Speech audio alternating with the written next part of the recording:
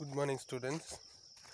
Next topic பார்த்தீங்கன்னா root hair water absorbing unit.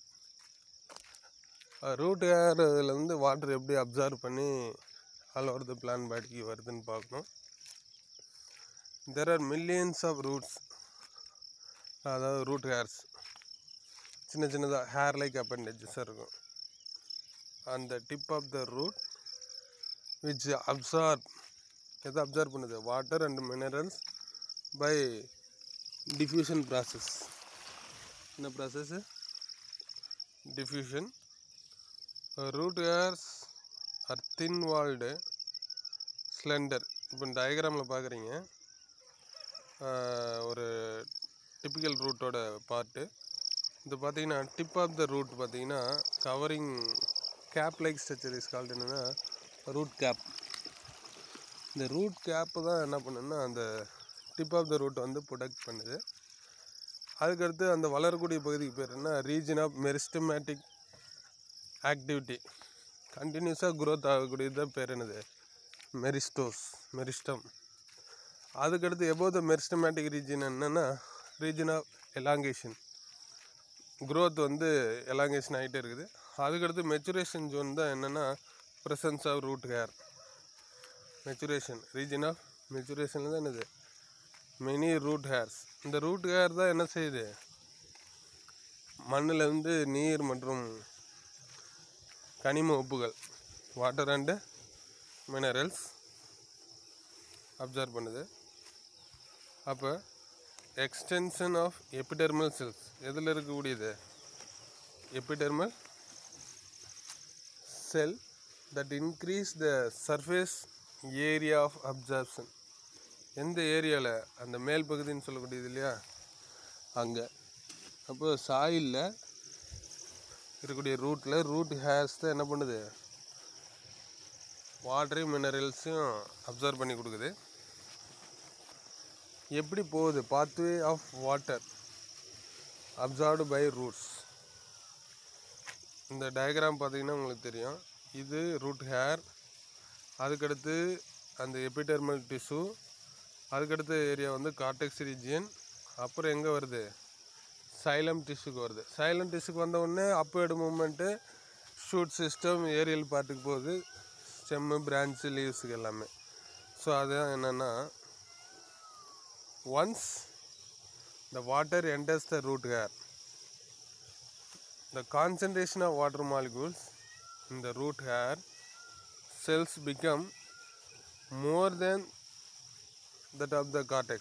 என்ன ஆகுனா அந்த விரைப்புத்தன்மை உப்பிக்கிற மாதிரி உப்பிஷாக மாறிடுது. என்னவோ மாறுது? உப்பிக்குது.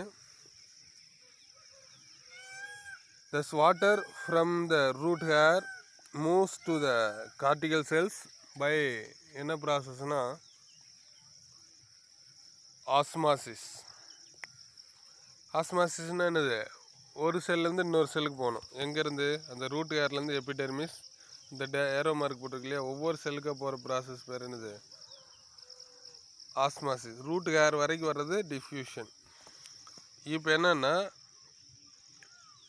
when the reaches the xylem from their water is transported to the xylem. எங்கே போகுது? சைலம் வழியா stem and leaves.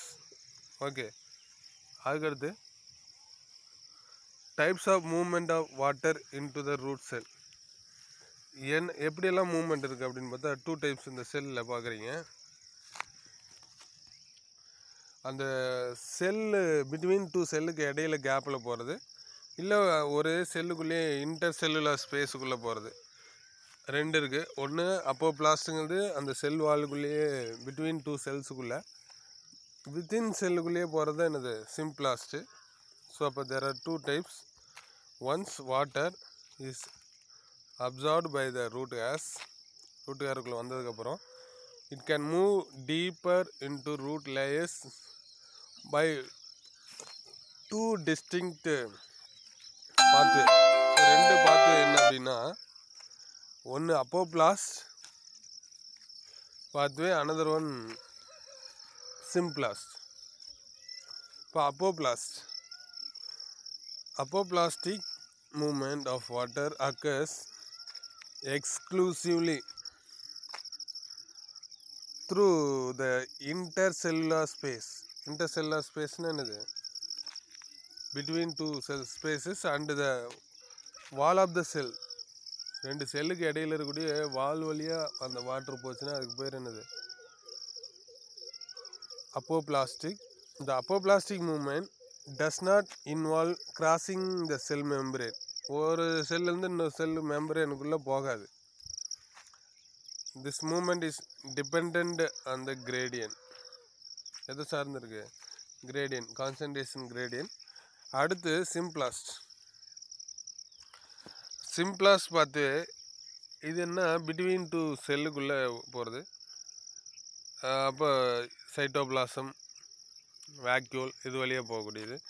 In சிம்ப்ளாஸ்டிக் moment the water travels through the cells, that is the cytoplasm. Intercellular movement is through the plasmodesmata.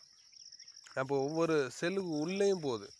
முன்னாடி பார்த்தது apoplast வந்து ரெண்டு செல்லுக்கு இடையில இருக்கக்கூடிய அந்த செல் வால் வழியாக போனதாக சொன்னோம். இப்போ என்ன ஒரு செல்லுக்குள்ளேயும் போகுது. Water enters the cell through the cell membrane. Hence the movement is relatively slower. ஏன்னா இது வந்து ஒவ்வொரு செல்லுக்குள்ளேயும் போகணும். அப்போ என்னன்னா slower. Movement is again down a potential gradient. அதான் இந்த டயக்ராமில் பார்த்தாவே தெரியும் உங்களுக்கு. அப்போபிளாஸ்ட் வந்து ரெண்டு செல்லுக்கு இடையில ஒவ்வொரு செல்லுக்குள்ளேயும் போகிறது என்னது? சிம்ப்ளாஸ்ட்.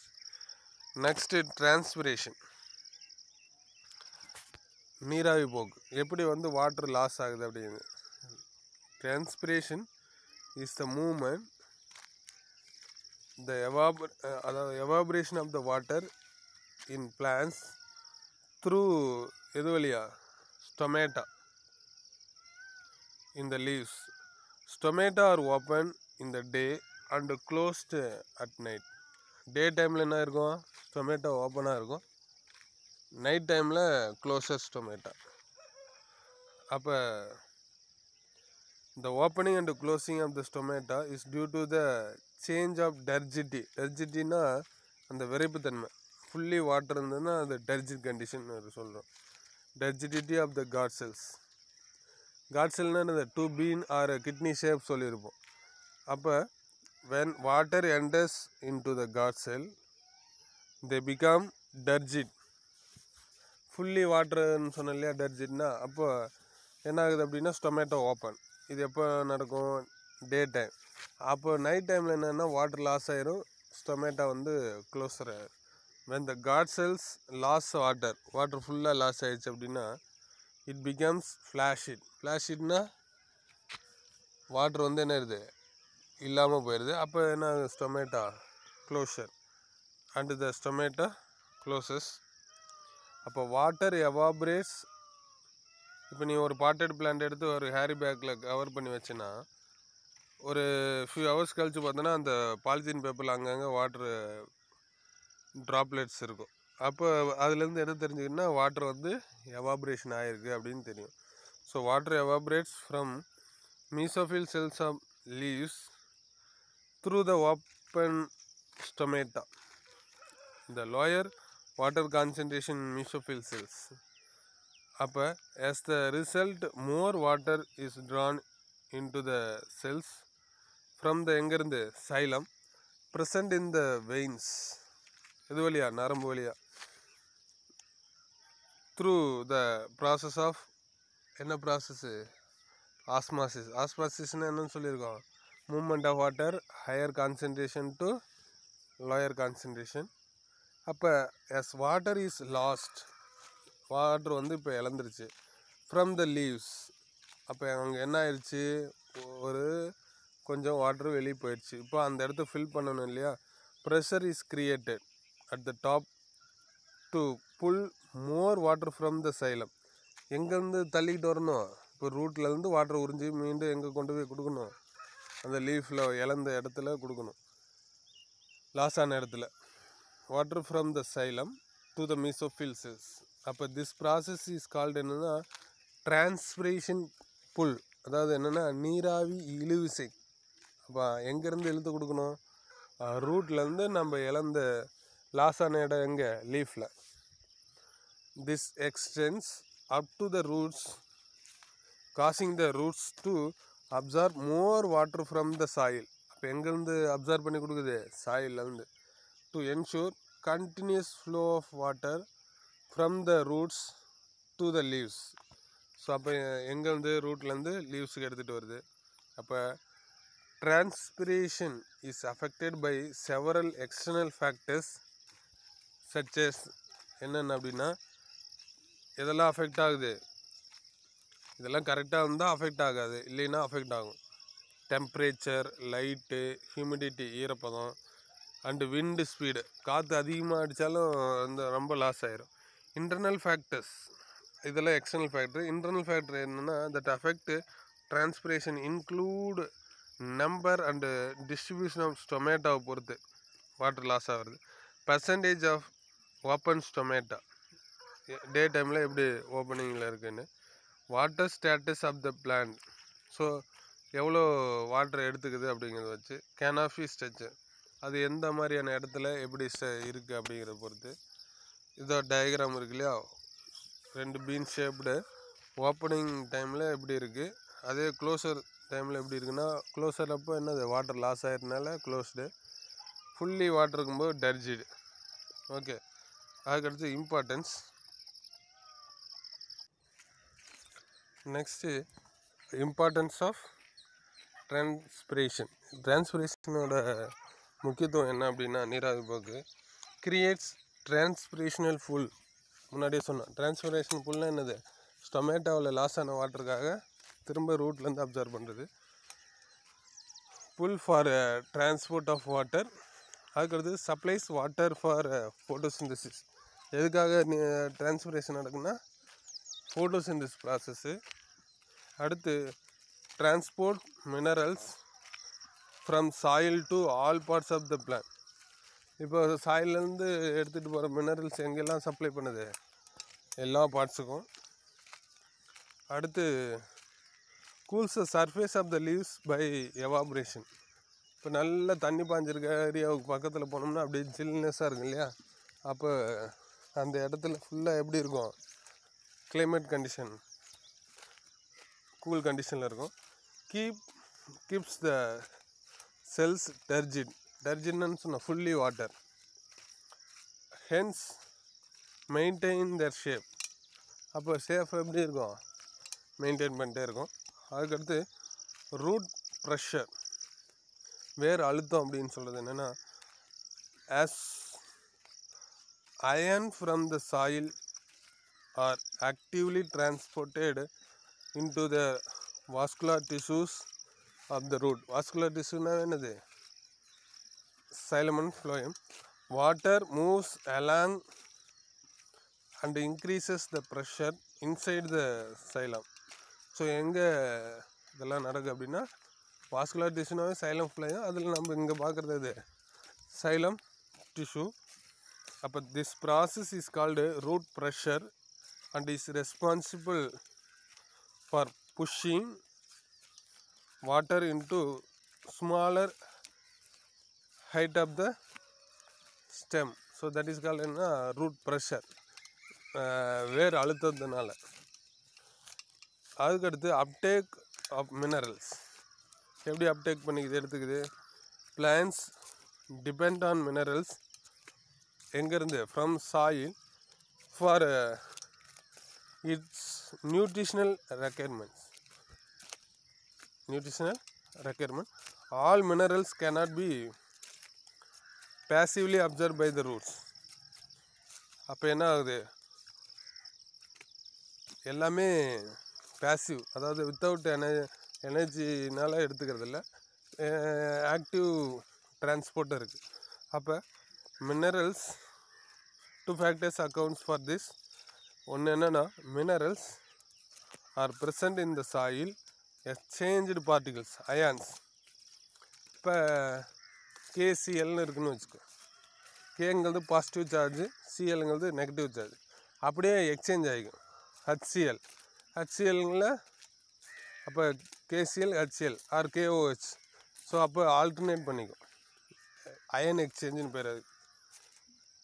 That cannot move across cell membranes and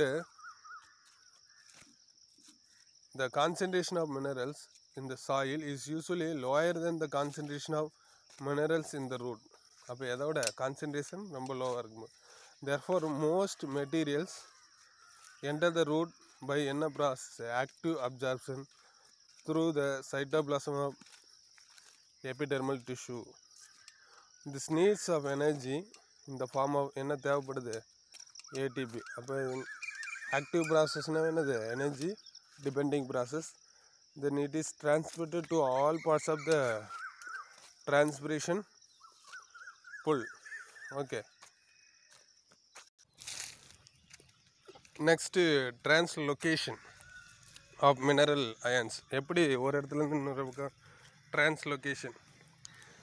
Minerals are remobilized. எப்படின்னா ஒரு இடத்துலேருந்து இன்னொரு இடத்துக்கு from older dying leaves to younger leaves. அப்போ ஒரு இடத்துலேருந்து இன்னொரு இடத்துக்கு. ஏன்னா யங்கு வந்து நல்ல ஆக்டிவாக இருக்கும், ஓல்டு வந்து ப்ராசஸ் எல்லாம் ஸ்லோவாக இருக்கும். அதனால் ஒரு இடத்துலேருந்து இன்னொரு இடத்துக்கு அப்படியே மூவ்மெண்ட் ஆகிக்குது. This phenomenon can be seen in deciduous plants. டெசிடியஸ்னால் அப்பப்போ எல்லாம் விழுந்துக்கிட்டே இருக்கும் இல்லையா, அதுலையெல்லாம் இந்த ப்ராசஸ் இருக்கும். எலமெண்ட்ஸ் லைக் என்னென்ன அப்படின்னா phosphorus, sulphur, nitrogen and potassium are easily mobilised. வேறு எலமெண்ட்ஸ் லைக் கால்சியம், இது 1 மார்க் கொஷினு. கால்சியம் வந்து நாட் ரீமொபிலைஸ், திரும்ப பெற முடியாது. அப்போ small amount of material exchange takes place between எதுக்கு இடையில்? Xylem and phloem. Next phloem transport. இப்போ இது வரைக்கும் பார்த்து சைலம், வாட்டர் அண்டு மினரல்ஸ். இப்போ phloem, the food synthesized by the leaves are transported by the phloem. எங்கே? லீவ்ஸில். either to the area of requirement or stored. எங்கே கிடைக்குதோ அங்கே. phloem tissues is composed of sieve tubes which have sieve plate. எது அப்படின்னா sieve plate. Cytoplasmic strands pass through the pores in the sieve plate. phloem transports food, எது? Sucrose, starch, glucose எல்லாம் from a source to a sink. தேக்கிடம் எங்கே? லீவ்ஸ்லேருந்து எல்லா இடத்துக்கும் எடுத்துகிட்டு போகுது. the source of part of the plant that synthesized food, that is என்னன்னா the leaf, and sink is the part of the needs or store the food. எங்கே storage பண்ணி வச்சுருக்கோ அந்த part, cortical region or vacuole, any one. But the source and sink may be reserved depending on the season or the plant need. எதை பொறுத்து? சோர்ஸும் சிங்கும்.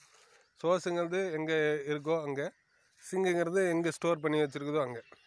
அந்த சீசனை பொறுத்து, தேவையை பொறுத்து அந்த ஃபுட்டை வந்து சப்ளை பண்ணி தரும். Since the source and sink relationship is variable. ஏன்னா கிடைக்கக்கூடிய இடம், தேக்கிடம், இப்படின்னு 2 இடம் வேரி ஆகுது. The direction of movement in the phloem can be upward or downward, that is by direction. என்ன அப்படின்னா மேலேருந்து ஃபுட்டை கீழேயும் கொண்டு வருது, சைடில் பிரான்ச்சஸுங்க எடுத்துன்னு போகுது. In constant the movement is always unidirectional in xylem. Xylem only எங்கேருந்து? சாயிலேருந்து மேலே எடுத்துகிட்டு போகிறது தான், ஒன்லி 1 டைரக்ஷன். பட் ஃப்ளோயம் வந்து by direction, both direction. Okay. So அப்போ டிரான்ஸ்லொகேஷன் ஆஃப் சுகர்ஸ். சுகரை வந்து எப்படி எடுத்துகிட்டு போகுது அப்படின்னா, இந்த mechanism of translocation of sugars, source எங்கே கிடைக்குதோ அங்கே வந்து தேக்கி வைக்கக்கூடிய இடம், sink, is through pressure flow hypothesis. Glucose prepared at sucrose by என்ன process? Photosynthesis. is converted to sucrose. Sucrose moves into companion cell phloem types, then into the living phloem tube cells by active transport. This process produces a hypertonic condition in the phloem. Water in the adjacent xylem moves into the phloem by osmosis. The osmotic pressure builds up the phloem shaft, moves to areas of lower pressure. அங்கே என்ன இருக்குது, குறைந்த அழுத்தம். By active transport, sucrose move into the cells where it is utilized or என்ன பண்ணிக்குது, stored. As sugars are removed, the osmotic pressure decreases and water moves out of the phloem. அதனால் என்னது, water வந்து entry என்னது moves out the phloem. Ascent of sap, நீரேற்றம்னு பேர். And its events and overview. So எப்படி அப்படின்னா, the upward movement of water and minerals from root to different plant parts is called ascent of sap. எப்படி மேலே வாட்டரை இழுத்துட்டு போகுது அப்படிங்கிறத வச்சு நம்ம சொல்கிறது. A number of factors play a role in ascent of sap and it takes place in following steps. இப்போ ஒரு ஸ்டெம்மை கட் பண்ணி வச்சோம்னா அதில் வாட்ரு எவாபரேட் ஆகிறது வந்து நம்ம இந்த அசெண்ட் ஆஃப் சாப்பில் தெரிஞ்சுக்கலாம். ஸோ அதில் என்னென்னா, root pressure, water from soil enters the root hairs due to the osmosis. The root pressure is responsible for movement of water up to the base of the stem. அதை நீ வந்து ஒரு ஸ்டெம்மை cut பண்ணி அதில் வந்து ரெட்டிங்கையோ apply பண்ணுன்னு வச்சுக்க ரூட்டில், அது மேலே வந்து ரெட் சீக்ஸாக வந்திருக்கும். அதை வச்சு நம்ம தெரிஞ்சுக்கலாம். அதில் வந்து capillary action, water or any liquid rises in the capillary tube because the physical force nature ஆனது. This phenomenon is called capillary action. In the same way, in stem water rise up to certain height because the capillary action. எவ்வளோ தூரம் மேலே போக முடியுமோ அந்த அளவுக்கு எடுத்துகிட்டு போகிறது தான் என்னது, capillary action. இது வந்து இயற்கையான ஒரு ப்ராசஸ்ஸு. கோகேஷன், அட்கேஷன், அதாவது அட்ஹியர் அப்படின்னா ஒட்டிக்கிறது, கோகேஷனாக கம்பைன் ஆகுறது of water molecules from a continuous column இந்த xylem because forces of adhere மேலே ஒட்டிக்கிறது and cohesion combine among the molecule. இப்போ கோகேஷன் என்னென்னா, இந்த force of attraction between molecules of water, அப்போ என்னது combined, that is called cohesion. அட்கேஷன்னா மேலே ஒட்டிக்கிறது, the force of attraction between molecules. இது வந்து different substance is called adhesion. வேறு சப்ஸ்டன்ஸ் வாட்டரோட மிங்கிள் ஆகிடுச்சுன்னா அது கோகேஷன், ரெண்டும் சேர்ந்துச்சுன்னா அது என்னது அட்கேஷன்.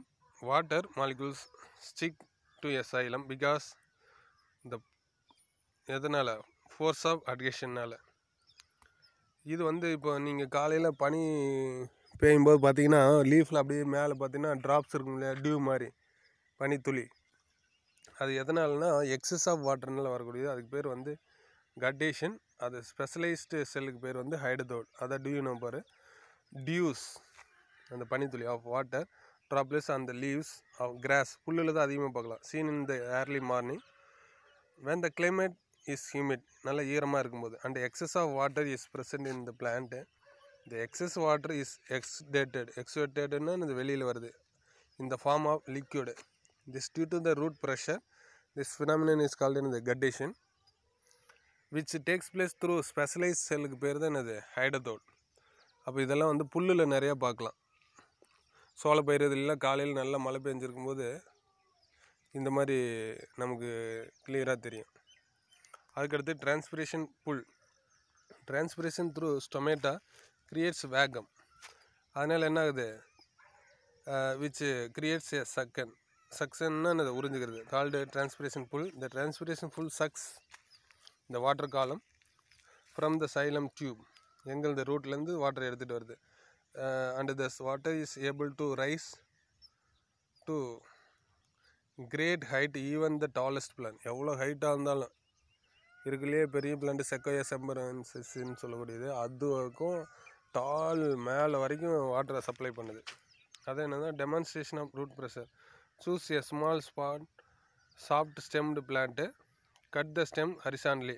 கட் பண்ணிடுறோம். Near the base of the blade இந்த morning you will see drop. பார்க்கும்போது அந்த கட்டிங்கில் என்ன தெரியும்னா அப்படியே வாட்ரு வந்து வெளியில் வந்திருக்க தெரியும். அதான் வந்து ரூட் ப்ரெஷர் தெரியும். ஓகே.